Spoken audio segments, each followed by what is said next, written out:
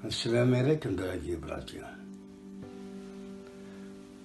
Хочу рассказать про своего отца Чуйкина Хафиза Абу Шахмановича, который родился в 18 году,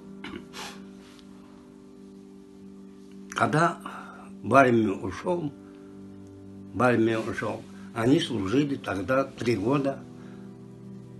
В Карлове он отслужил, и началась война. Война началась.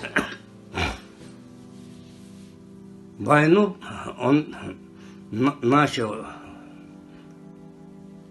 около Ленинграда. Когда Ленинград бомбили, он даже в Севаше в апреле месяце бомбили, в воде плавали, чтобы остаться жив.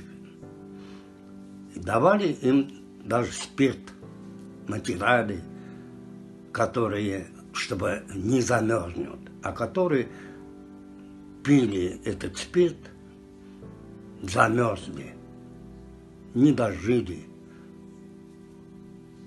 до победы. Дошел до Венгрии. До Венгрии дошел. И награды очень много у него было. Но не сохранилось. Не сохранилось.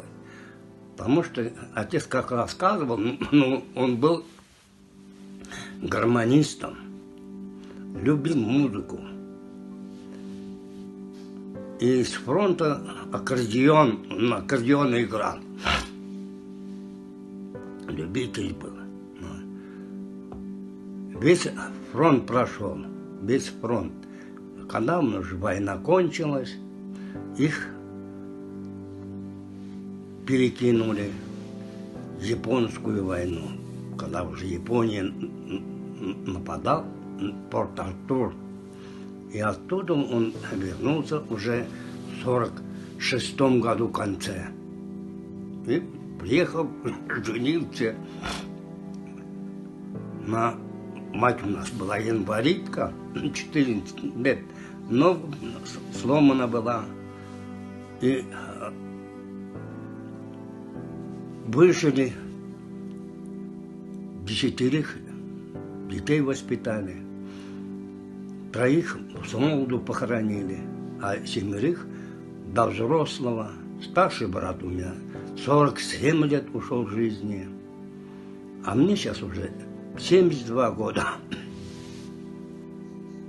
Дай Аллах, чтобы все фронтовики сейчас, может, осталось их по счету, чтобы мы об них не забывали.